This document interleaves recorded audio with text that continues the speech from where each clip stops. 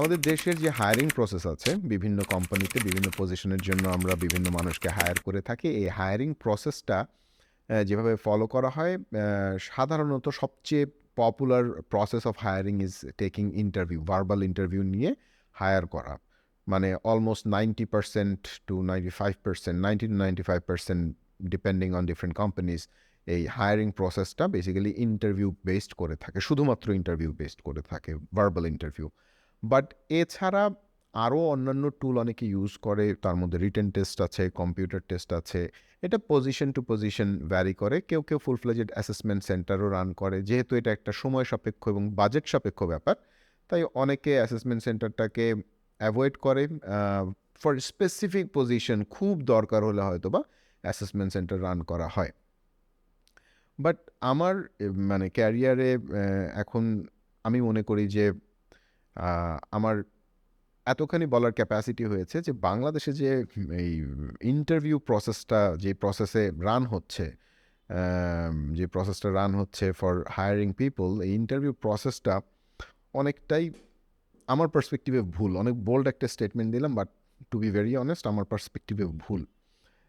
ভুল কেন? ভুল ইন্টারভিউ মানে প্রসেসটা ঠিকই আছে, প্রসেসটা ভুল নয়, বাট যারা ইন্টারভিউ নিচ্ছে it's a big question, like are they qualified enough to take the interview? আমাদের প্রবলেম হলো যে আমরা অর্গানাইজেশনে যখন কাউকে রাখি, হায়ার করি, আমরা মনে করি যে ও ঠিক আছে, ওর সময় সময় কাজ করছে, এক্সপিরিয়েন্স করছে, ওর ইন্টারভিউটাও নেওয়ার ক্ষমতা হয়ে গেছে। It's not like that actually. It can be like that, কারণ মানে a person is having experience doing his particular works assigned to him according to his or her JD or job description. However, যখন আমরা interview নেওয়ার কথা বলবো, that's a completely different set of competency. ঠিক আছে?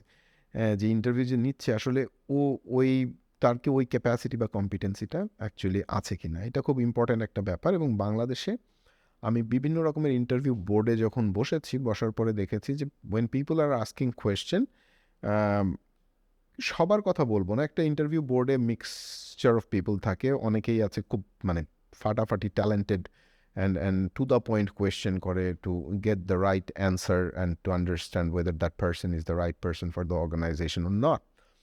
But there are certain people, they are just sitting there and thinking inside their head, আমি কি প্রশ্নটা করব, কি করা যায় প্রশ্ন, সিভি দেখতে থাকে যে আচ্ছা এখন কি প্রশ্ন করব। মানে ইন্টারভিউ বোর্ডে বসছি, পার্টিসিপেট তো করা লাগবে, পার্টিসিপেট না করলে তো তার যে অক্ষমতা সেটা প্রকাশ পেয়ে যাবে। সো সেটার কারণে সে চিন্তা করতে থাকে আচ্ছা কি কোয়েশ্চেন করব, কি কোয়েশ্চেন করব। সো তখন তারা যেই টাইপের কোয়েশ্চেন করে ওটা আসলে সময় নষ্ট ইন্টারভিউ বোর্ডের জন্য। ঠিক আছে? এবং সময় নষ্টটা আমরা হয়তো বা বুঝি না, বাট এই ধরনের 2-4 জন ইন্টারভিউয়ারের কারণে যেটা হয় যে রাইট পারসন ঠিকই দেখা যায়, রাইট পারসনকে আইডেন্টিফাই করা যাচ্ছে, বাট এই আইডেন্টিফিকেশন প্রসেসটা ডিলে হয়ে যায়, কারণ তারা সময়টা নষ্ট করে। এবং এই প্রসেসটা যখন ডিলে হচ্ছে, it has a cost. So এই ইনএফিশিয়েন্সিও কিন্তু অনেক কস্টলি। সো কী কী ধরনের প্রবলেম হতে পারে ইন্টারভিউ বোর্ডে সেটা নিয়ে কথা বলি এখন। If you have time and if you want to learn something today, definitely watch the full video because এই পুরো পডকাস্টটা দেখলে বাংলাদেশের ইন্টারভিউইংয়ের আসপেক্টটা আপনারা বুঝতে পারবেন। দেয়ার আর পিপল যারা আপনাদেরকে বলে যে আসলে ইন্টারভিউটা কিভাবে ফেস করতে হয় অ্যাজ এ ক্যান্ডিডেট, বাট সত্যি কথা, you have to understand the pulse of the interviewers as well. So তাদের জন্য ভিডিওটা important, and those people who are taking the interview তাদের জন্য তো ডেফিনেটলি ভিডিওটা অনেক বেশি important because you should know how to take interviews. So first of all, যদি ইন্টারভিউ বোর্ড যখন বানানো হয় সেখানে প্রথম ভুলটা থাকে। ইন্টারভিউ বোর্ড, ভার্বাল ইন্টারভিউয়ের কথাই আমি বলছি যেহেতু এটার মোস্ট পপুলার ফর্ম, তারপরে আমি অন্য ফর্মগুলোর কথাও বলবো in coming time.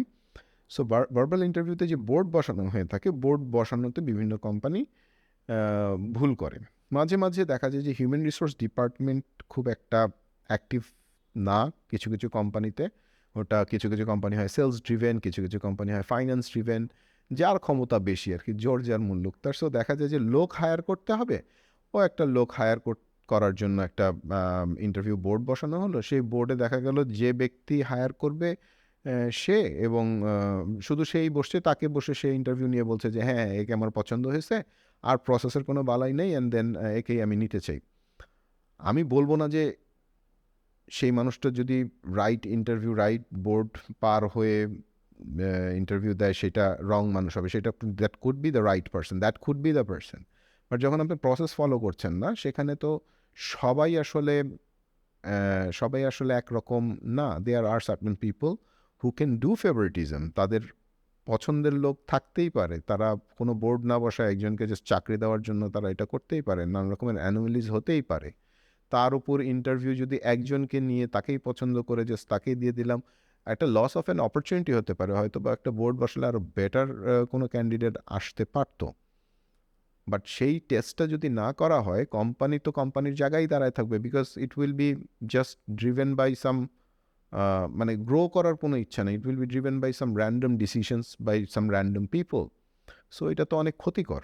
So interview বোর্ডে দেখা যায় অনেক সময় একনায়কতন্ত্র হয়, অথবা ইন্টারভিউ বোর্ড জাস্ট লোক দেখানোর জন্য ইন্টারভিউ বোর্ডে বসায় দেওয়া হয় যে একটা থার্ড ডিপার্টমেন্ট থেকে একটা ওন ডিপার্টমেন্ট লাইন ম্যানেজার, আর আরেকজন হবে হলো গিয়া এইচআরের একজন, এই তিনজন মিলে একটা বোর্ড হলেই বোর্ড হয়ে গেল। Definitely that is the right formation of making an interview board. But সেই বোর্ডে যারা বসতেছে তাদের কি আসলে ওই ইন্টারভিউ নেওয়ার ক্যাপাসিটি আছে কিনা, তারা কি জব ডেসক্রিপশনটা বুঝে কিনা ঠিক মতো, সেটা কিন্তু অর্গানাইজেশন জানে না, অর্গানাইজেশন জানার প্রয়োজনও বোধ করে না। এবং এইচআর ডিপার্টমেন্টেও যে আছে সেও চিন্তা করে যে why should I take certain burden, যেখানে কেউ আমার কথা শুনেই না। সো সব মিলায় দেখা যায় যে আলটিমেট ক্ষতিগ্রস্ত কে হলো, কোম্পানি ক্ষতিগ্রস্ত হলো। সো যে ব্যাপারটা হয় যে এইটা আসলে কিভাবে, রেমেডিটা কি আসলে, ঠিক আছে? সো যারা ইন্টারভিউ দিতে যাবেন তাদের জন্য এখন একটা হ্যাক বলে দিই যে আপনি ইন্টারভিউ বোর্ডে বসবেন, যদি কোনো স্পেশালাইজড পজিশন না হয়, ফর এক্সাম্পল লাইক এমটিও, কিছু কিছু অর্গানাইজেশন আছে ইয়াং প্রফেশনালস হায়ার করে, তাদের ক্ষেত্রে ইন্টারভিউ বোর্ডে যারা বসে ইউজুয়ালি তারা খুব মানে মানে একদম এক্সেলেন্ট ইন্টারভিউর হয় দেখেই তাদেরকে ওখানে রাখা হয়। বাট জেনারেল পজিশনের জন্য যারা ইন্টারভিউ দিতে যাবেন তাদের জন্য একটা হ্যাক বলে দেই যে আপনার ইন্টারভিউ বোর্ডের তিনজনের ভিতরে আসলে দুইজনকে আপনার ট্যাকেল করার দরকার নাই, just you need to get inside there, understand যে who is the decision maker here. এটা কিভাবে বুঝবেন কে ডিসিশন মেকার? যেই মানুষটা আসলে স্লাইটলি কম কথা বলতেছে, এক নাম্বার। আর দুই নাম্বার হলো গিয়ে যে মানুষটা কথা বলার সময় অথরিটি নিয়ে কথা বলতেছে, সেই হলো ডিসিশন মেকার। ঠিক আছে? যে দেখবেন যে সবচেয়ে বেশি অথরিটি নিয়ে কথা বলছে, এইটা যদি বোঝার ক্ষমতা না থাকে ভাই, you have to work on your understanding. আপনি বুঝবেন, কথাই বোঝার, একজনের জেস্চার দেখে বুঝতে পারবেন যে কে আসলে অথরিটি নিয়ে কথা বলতেছে you know I would like to ask you something, আর কে জাস্ট দায় সারাভাবে করছে, আর কে হলো যে trying to ask you question but always seeking for approval from the person who is being authoritative. So সেই সেই ধরনের ইয়ে হবে। সো অথরিটি যে সবচেয়ে বেশি হোল্ড করছে তাকেই স্যাটিসফাই করার চেষ্টা করেন, তার কোয়েশ্চেনকে খুব ভালোভাবে অ্যান্সার করার চেষ্টা করেন। অন্যদেরকে যে ইগনোর করবেন তা না, অন্যরা যে প্রশ্ন করেছে সেই প্রশ্নগুলো আসলে অতটাই স্মার্ট হবে না। So don't worry about that.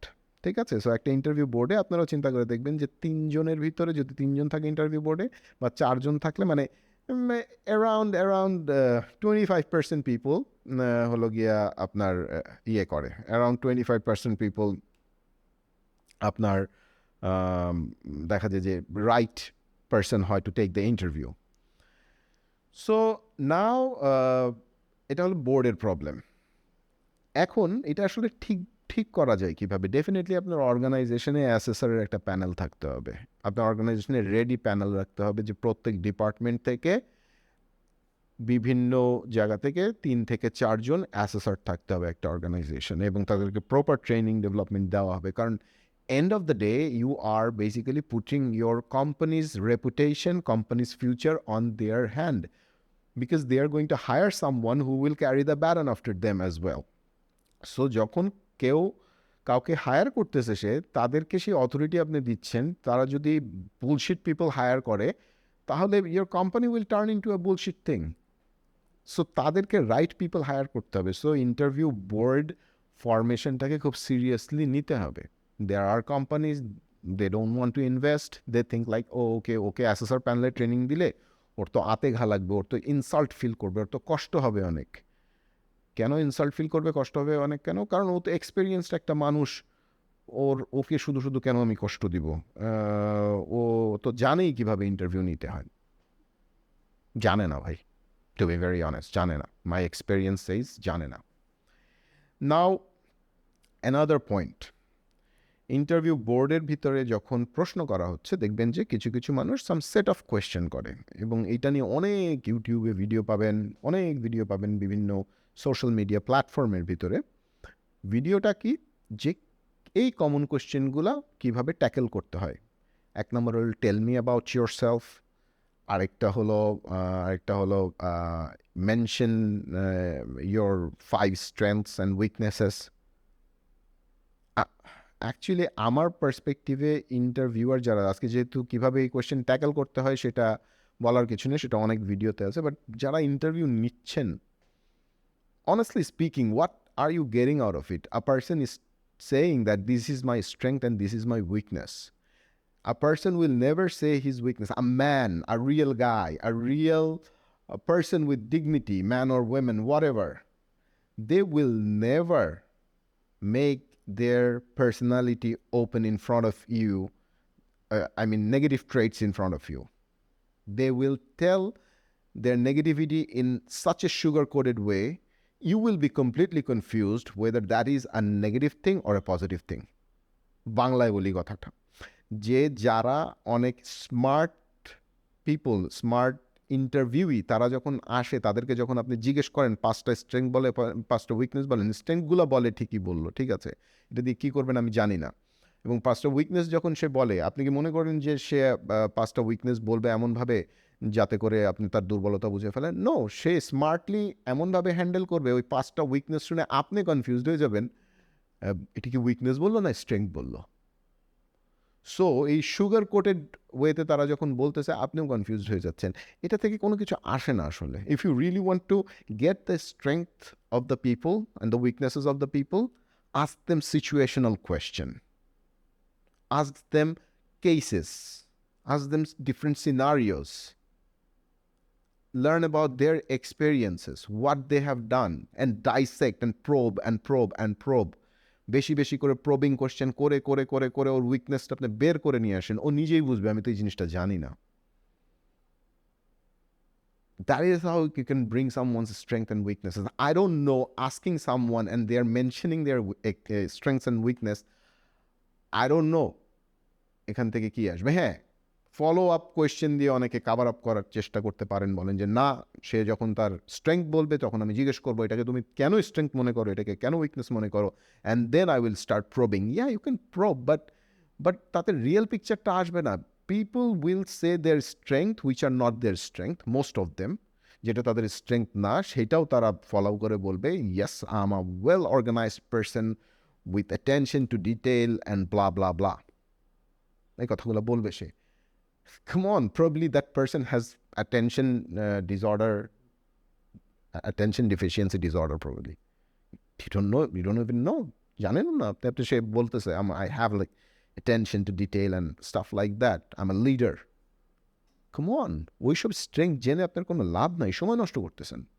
Interview বোর্ডে ওকে সিচুয়েশন দেন, যে এরকম একটা situation, and these are the decisions you can take. Which decision you will choose? And then start probing why you would choose this decision. So আপনার যখন এই কোয়েশ্চেনটা থাকবে, definitely আপনার মাথায় কোয়েশ্চেনের অ্যান্সারগুলোও থাকবে যে কোন ডিসিশনের এগেনস্টে কী ধরনের প্রশ্ন করতে হবে। So you gotta ask things like that. Tell me about yourself, এই প্রশ্নটা যদিও কমন, বাট এটাকে আমি একটা স্টার্টার কোয়েশ্চেন হিসেবে ধরতেই পারি। Some smart people say, tell me about yourself which is not in your CV. To be very honest, they will never say any bad things or negative things or anything যেটা আপনার কোম্পানির সুনামের সাথে aligned হবে না, এরকম কোনো জিনিস তারা কখনো সিভির বাইরে বলবে না। সো আই ডোন্ট নো এই ধরনের কোয়েশ্চেন করলে যে উত্তরটা আসে সেই উত্তরটা আসলে কতটা ওইটার আসলে ভ্যালুটা কতখানি আছে, ওইটার ইউজেবিলিটিটা কি, এবং ওইটা দিয়ে আসলে কতখানি ডিসিশন মেক করা পসিবল হয়। I am a business guy, I talk business, I think business. 1 minute is very important for me, and 1 minute should be important for you, those who are watching this video. So আপনি একটা ফালতু প্রশ্ন করে যদি 1 minute সময় নষ্ট করেন, you are wasting the time of the company.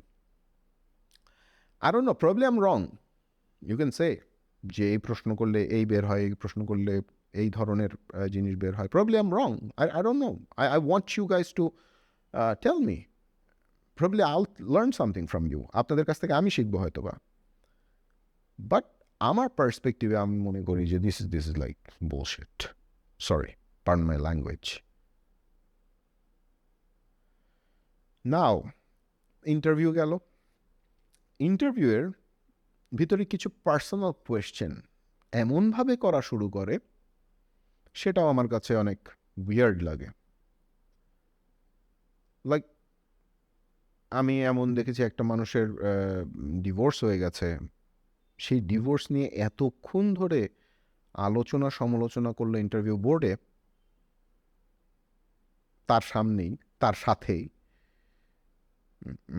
সেও আনকমফোর্টেবল ছিল, আমিও আনকমফোর্টেবল ছিলাম, অ্যান্ড আরও 2-1জন আনকমফোর্টেবল ছিল, বাট যে প্রশ্ন করছে তার খুব ইন্টারেস্ট ছিল, অ্যান্ড হি থট যে এই ডিসকাশনেই he made his decision. Yeah, sometimes it's important, sometimes যখন ভ্যালু বেসড ইন্টারভিউ হয়, যে হ্যাঁ একটা মানুষের ভ্যালুজ আসলে কীরকম, সেখানে ঠিক আছে প্রশ্ন করা okay, but in general the person who is here is seeking for job, সে মানুষটার চাকরি আছে অথবা সে চাকরি সুইচ করতে চাচ্ছে, ভালো কোনো অবস্থায় নাই দেখেই তো সে চাকরিটা সুইচ করার জন্য ইন্টারভিউ দিচ্ছে, অথবা তার অন্য অর্গানাইজেশনে যাওয়ার ইচ্ছা আছে দেখেই তো সে ইন্টারভিউটা দিতে আসছে। সো সে কিন্তু বান্ধা আপনার কাছে, তার ইন্টারভিউ দিতে হবে, কারণ আপনি তো এখানে আপনি এখানে জব দাতা, তার জব দরকার, এখন কী করবে সে?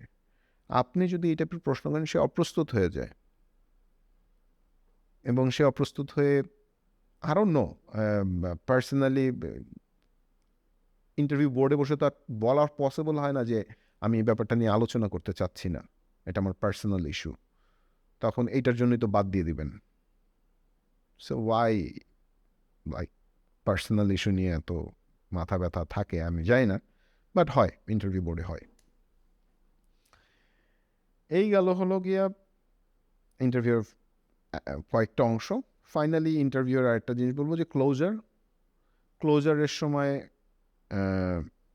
আমরা অনেকেই একটা ভুল করে থাকি ইন্টারভিউয়ার, সেটা হলো যে তার কাছ থেকে কোনো প্রশ্ন জিজ্ঞেস করি না, সেটা বাদ দিয়ে বেতন নিয়ে নেগোসিয়েশন। একটা কথা বলি, ইন্টারভিউ বোর্ডে বেতন নিয়ে কখনো কথা বলবেন না, you will lose your battle there. যে লোক আসবে সেই লোক ওখানেই আপনার সাথে ব্যাটেল জিতে চলে যাবে। বেতনের দায়ভার অপারেশনের লোক নেবেন না, এইচআরের উপর ছেড়ে দেন।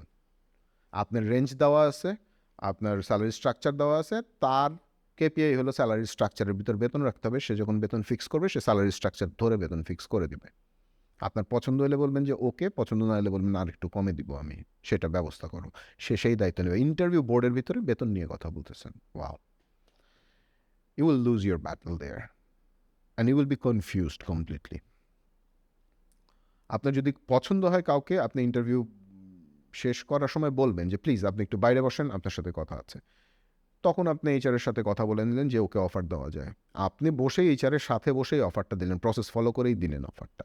বাট ইন্টারভিউ যখন চলছে, don't start discussing about salary, because there are other people, কয়েকটা প্রবলেম আছে, there are other people who are sitting there, probably they don't have any idea about the salary structure, because that's a confidential document.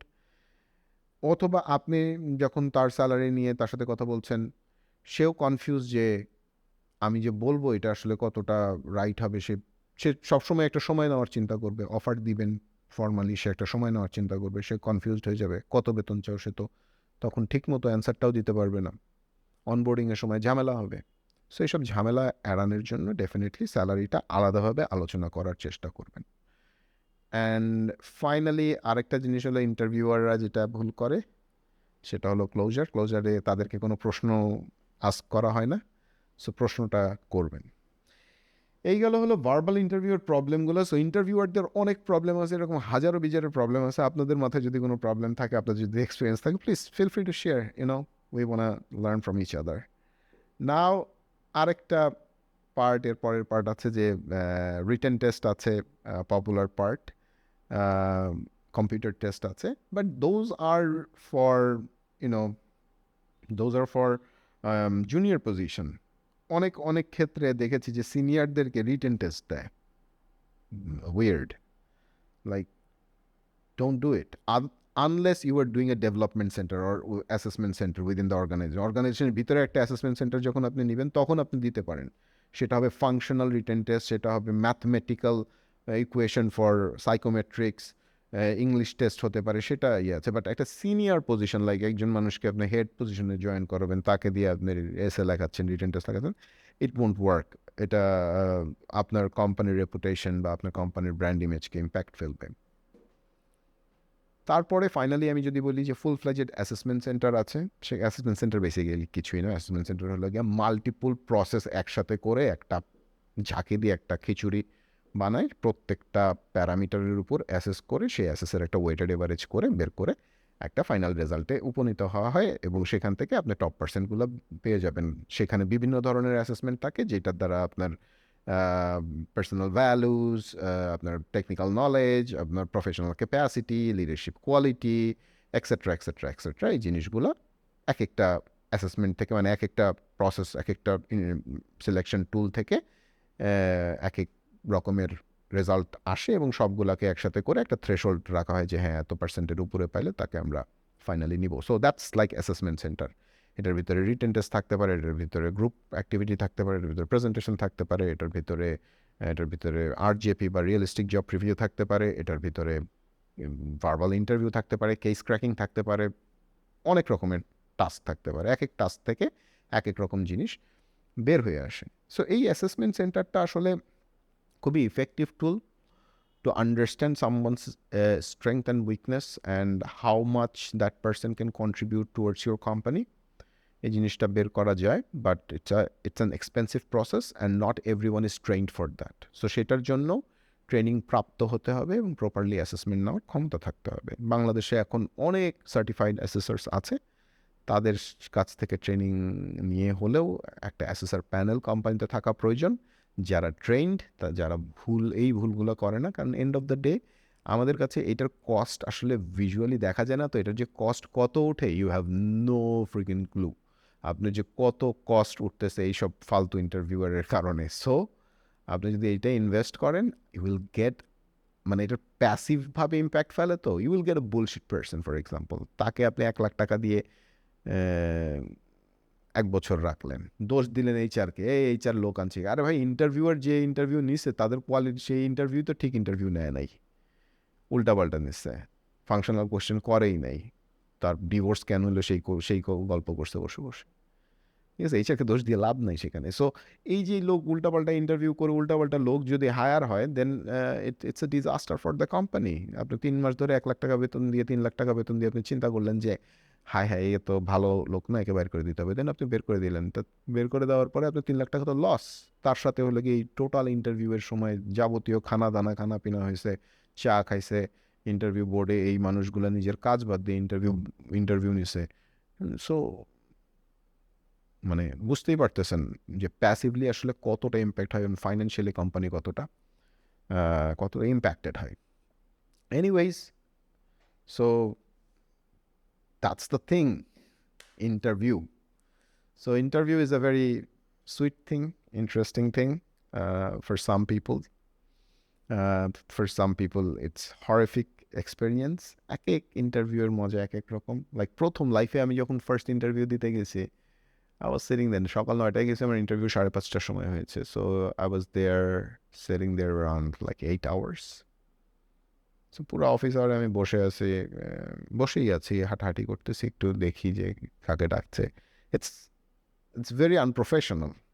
কাউকে ডাকলে definitely ইন্টারভিউটা একটা on time থাকাই দরকার, কারণ you are bringing professional, so you have to be professional with them. Very unprofessional that was. So that was a horrible experience. তারপরে other interview যেখানে দিতে গেছি, it was good, on time, to the point. কিছু কিছু জায়গায় ভালো লাগে নাই, কিছু কিছু জায়গায় আমি খুব ভালো করেছি, কিছু কিছু জায়গায় আমি ভালোভাবে এক্সপ্রেস করতে পারি নাই নিজেকে। সো আমার সাকসেস রেট যদি বলি ইন্টারভিউ দিয়ে, সবাই সবাই যদি মনে করেন যে আমার অনেক success rate, it's not like that. It's around 81%. 81%. So yeah, 20%, 19% failure কিন্তু আছে। Anyways, let's call it a day today. And for you, thank you very much for watching. এতক্ষণ পর্যন্ত বসে বসে দেখলেন। সাবস্ক্রাইব করে দিয়েন and like দিয়ে দিয়েন, that would be good. Thanks for watching the podcast. I will see you guys soon, and be well, be happy. You're welcome.